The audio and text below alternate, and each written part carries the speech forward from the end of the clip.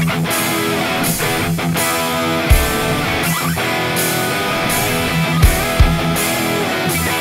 बहुत स्वागत है आप सभी का स्पोर्ट्स नाउ में। क्रिकेट में ओडीआई क्रिकेट को लेकर एक बड़ा फैसला हुआ है। ओडीआई क्रिकेट बंद होने के कगार पर है।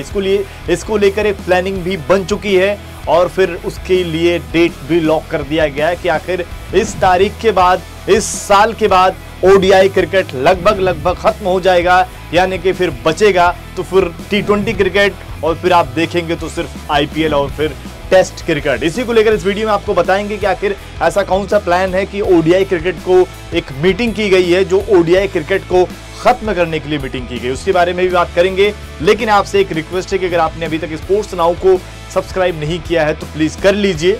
अब आते हैं दरअसल इस खबर पर। लगातार दुनिया भर में टी20 क्रिकेट जिस तरीके से बढ़ रहा है, ऐसे में ओडीआई क्रिकेट अपने आप में कहीं ना कहीं दम तो तोड़ ही रहा है। लगातार आप देखिए ओडीआई क्रिकेट में उस तरीके से फैन नहीं मिल पा रहे हैं। बायलैटरल सीरीज को अगर आप देखा जाए तो व्यूअरशिप में काफी कमी भी आ रही है। ऐसे में इसी को लेकर एक बैठक की गई, अगर लंदन में बैठक हुई, जहां पर आपने एमसीसी, जो हमने देखा है कि क्रिकेट की जो रूल बनाती है, जो जिसके नियमों को आईसीसी मानता है, उन्होंने इसको लेकर एक बैठक की। इस पर चर्चा की गई कि आखिर इसमें सुधार क्या किया जाए। ऐसे में जो बैठक से कुछ बड़ी बातें निकलकर सामने आई, उसको आपको बताते हैं। दरअसल क्रिकेट को बचाने को लेकर एमसीसी की बैठक हुई। माइक गेटिंग की अध्यक्षता में ये बैठक की गई और इस बैठक में टीम इंडिया की तरफ से अगर बात कर ली जाए, इंडिया की तरफ से वहां पर सौरभ गांगुली और फिर झूलन गोस्वामी भी शामिल हुए। इसके अलावा ओडीआई क्रिकेट के फ्यूचर को लेकर यहां पर चर्चा की गई और साथ ही 2000 इसमें जो मेन कारण रहे हैं, जो खास तौर पर अगर बातें की गई कि 2027 वर्ल्ड कप के बाद ओडीआई में कटौती करने को लेकर प्लान बनाया गया, यानी कि ओडीआई की जो संख्या है उसमें थोड़ी कमी की जाए। इसके अलावा ओडीआई कम करने से बात, दलीलें जो दी गई कि ओडीआई कम करने से इस फॉर्मेट की जो क्वालिटी है वो ज्यादा से ज्यादा बढ़ेगी, ये वहां पर मीटिंग में फैसला लिया गया।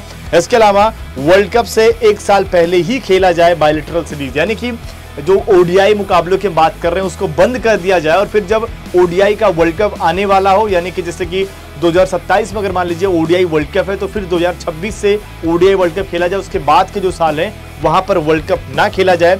इसके अलावा अगर बात कर ली जाए, कम बायलैटरल सीरीज से क्रिकेट के कैलेंडर में भी राहत मिलेगी। ये कुछ वो पॉइंटर हैं जो इस बैठक में लिए गए और आप साफ तौर पर इस बैठक की अगर आप सारी बातें देखें तो कहीं ना कहीं एक ही चीज निकलकर सामने आती है कि ओडीआई क्रिकेट को कैसे कम किया जाए, क्योंकि इसकी लोकप्रियता दिन प्रतिदिन घट रही है। हमने देखा था कि हम सभी लोगों ने, अगर ओडीआई क्रिकेट की बात कर ली जाए, फिर क्रिकेट की ही बात कर ली जाए, तो हमने कहीं ना कहीं शुरुआत ही की थी ओडीआई से ही क्रिकेट देखने की। उसके बाद टेस्ट क्रिकेट हमने देखा, टेस्ट क्रिकेट हमने समझा, लेकिन जो सबसे बेहतरीन फॉर्मेट था ओडीआई, वो धीरे धीरे शिफ्ट होता चला गया और कहीं ना कहीं लोगों का रुझान जो है वो टी20 की तरफ ज्यादा बढ़ रहा है। साथ ही इस बैठक में टेस्ट क्रिकेट को बढ़ाने को लेकर भी चर्चा हुई कि कैसे जो देश अच्छा कर रहे हैं उनको कैसे बजट अलॉट किया जाए, उनको पैसे दिए जाएं ताकि अपने क्रिकेट को और बेहतर कर सकें वो सारे देश।